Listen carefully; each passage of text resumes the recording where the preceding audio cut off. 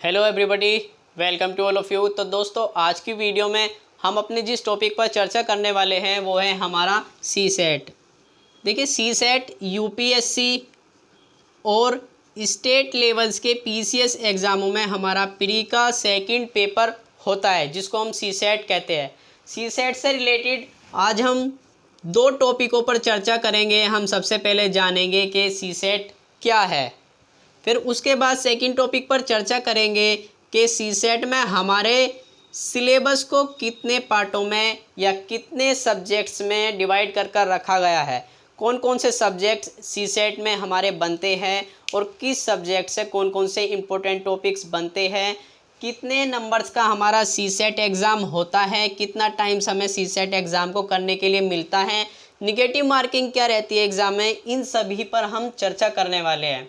तो सबसे पहले बात करते हैं कि सी सेट क्या होता है। देखिए, सी सेट हमारा एक एप्टीट्यूड टेस्ट होता है। यानी कहने का मतलब है कि प्रत्येक क्षेत्र में कार्य करने के लिए हमारे अंदर कुछ खास योग्यताएं होनी चाहिए, ताकि हम उस क्षेत्र में अच्छे से परफॉर्मेंस कर सके, अपनी बेस्ट परफॉर्मेंस वहाँ पर दिखा सके, चीज़ों को अच्छे से समझ सके और उन चीज़ों को अच्छे से मैनेज भी कर सके। ठीक है, एप्टीट्यूड टेस्ट उसी को कहते हैं। यानी अगर एक खिलाड़ी बनने के लिए जिन योग्यताओं का होना ज़रूरी है, तो एक पीसीएस और एक आईएएस अधिकारी बनने के लिए उन योग्यताओं का होना ज़रूरी नहीं है। लेकिन अगर एक पीसीएस और एक आईएएस अधिकारी बनने के लिए जिन योग्यताओं का होना ज़रूरी होता है, वो एक सिपाही बनने के लिए उन योग्यताओं का होना ज़रूरी नहीं होता। यानी आप जिस क्षेत्र में जा रहे हैं, यानी सिविल सर्विसेज में, उस क्षेत्र में आपके कार्य करने की परफॉर्मेंस आपकी योग्यता पर निर्भर करती है। जिन योग्यताओं को ट्रेनिंग के माध्यम से और शार्प बना दिया जाता है, उन पर धार लगा दी जाती है। लेकिन कुछ बेसिक लेवल पर आपके अंदर भी योग्यता है या नहीं है, इसी के टेस्ट को हम सी सेट कहते हैं। सी सेट कहते हैं। ठीक है, अब बात करते हैं अपने सिलेबस के रिगार्डिंग। देखिए, हम सबसे पहले बात करेंगे यूपीएससी के सिलेबस के बारे में, और फिर करेंगे स्टेट लेवल्स के पीसीएस एग्ज़ाम यानी पीएससी एग्ज़ाम्स के संबंध में। देखिए, अगर सी सेट के टोटल क्वेश्चंस की बात की जाए कि कितने क्वेश्चंस हमारे सी सेट के एग्ज़ाम में बनते हैं यूपीएससी एग्ज़ाम में, तो 80 क्वेश्चंस हमारे बनते हैं। और कितने मार्क्स के होते हैं?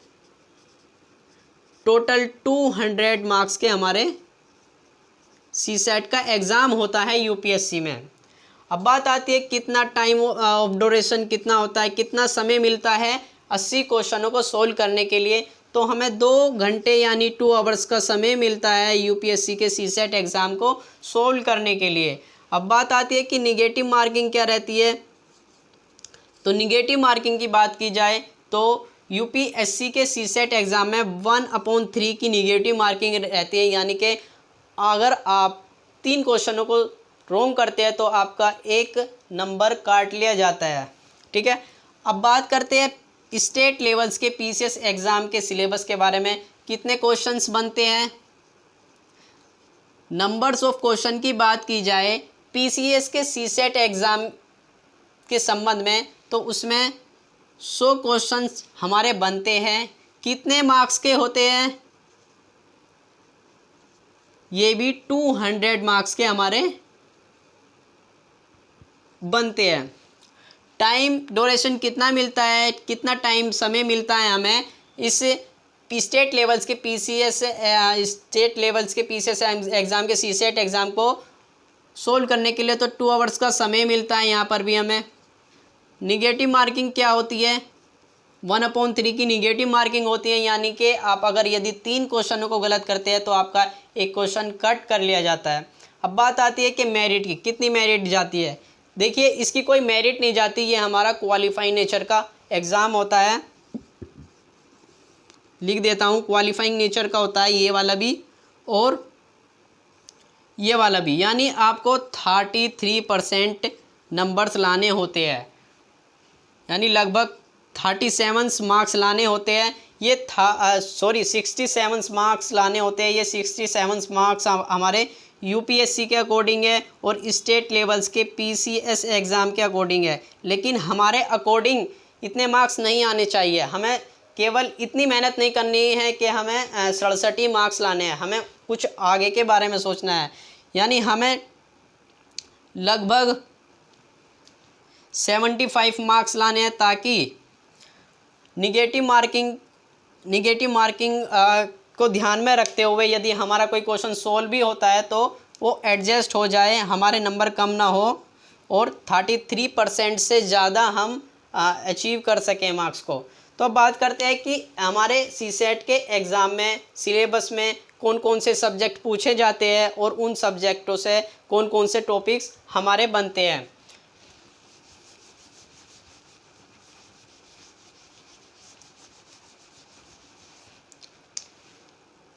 देखिए, सब्जेक्ट की बात की जाए तो पहला सब्जेक्ट हमारा बनता है रीजनिंग, और दूसरा सब्जेक्ट हमारा बनता है सीसेट एग्ज़ाम में मैथ्स, और थर्ड सब्जेक्ट बनता है हमारा कंप्रीहेंशन यानी गद्यांश, जिसको हम कहते हैं। एक पैराग्राफ दे दिया जाता है हमारा,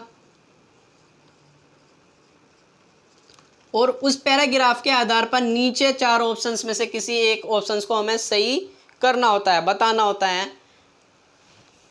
तो अगर बात की जाए यूपीएससी से रिलेटेड एग्ज़ाम की, जिसका पेपर 80 क्वेश्चनों का होता है, तो गद्यांश का पार्ट उसमें 30 क्वेश्चनों का होता है, और मैथ्स 25 क्वेश्चन होते हैं, रीजनिंग के भी 25 क्वेश्चन हमसे पूछे जाते हैं।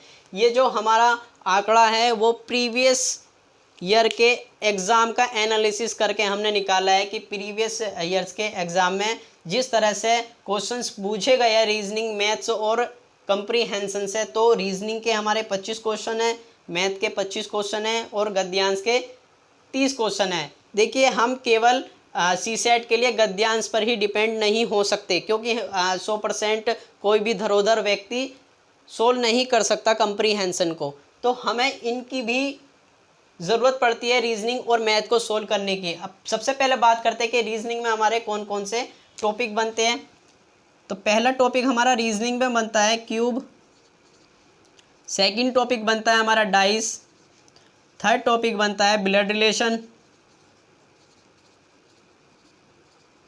फोर्थ टॉपिक बनता है हमारा क्लॉक, फिफ्थ टॉपिक बनता है हमारा कैलेंडर, सिक्स्थ टॉपिक बनता है हमारा वेन डायग्राम, सेवन टॉपिक बनता है हमारा सिलोजिज्म, और एट्थ टॉपिक रीजनिंग के अंतर्गत हमारा बनता है रैंकिंग, नाइन टॉपिक बनता है हमारा रीजनिंग के अंतर्गत सीटिंग अरेंजमेंट। ठीक है, अब 10th टॉपिक के बारे में बात करेंगे। 10th टॉपिक बनता है हमारा पजल, 11 टॉपिक बनता है हमारा स्टेटमेंट एंड कंक्लूजन। ठीक है, 12th टॉपिक बनता है हमारा रीजनिंग के अंतर्गत अर्थमेटिक रीजनिंग। 13 टॉपिक बनता है हमारा काउंटिंग ऑफ फिगर।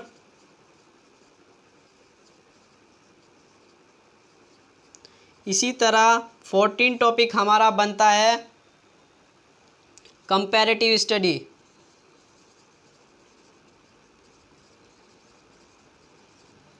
15 टॉपिक हमारा बनता है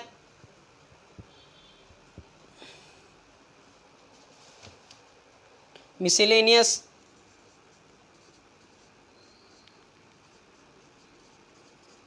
16 टॉपिक हमारा बनता है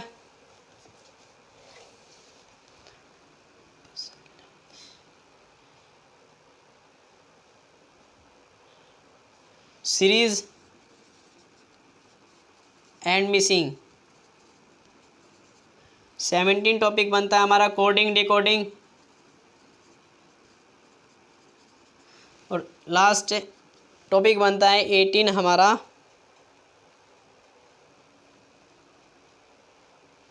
डायरेक्शन। इसी तरह अगर मैथ के सिलेबस की बात की जाए कि कौन कौन से इंपॉर्टेंट टॉपिक हमारे सीसेट के एग्ज़ाम में बनते हैं, तो वो होगा पहला topic number series, second topic बनता है हमारा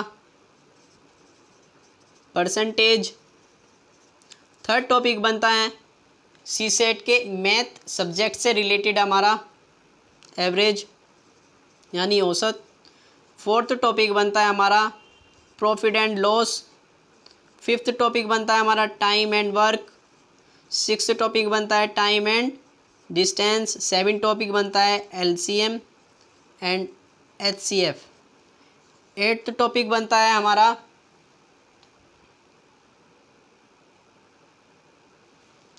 एरिया, नाइन टॉपिक बनता है वॉल्यूम, टेंथ टॉपिक बनता है डाटा इंटरपर्सन, 11 टॉपिक बनता है हमारा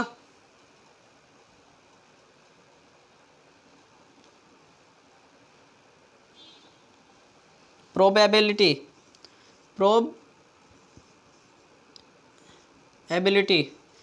और 12th टॉपिक बनता है हमारा क्रमचय संचय, परमुटेशन एंड कॉम्बिनेशन।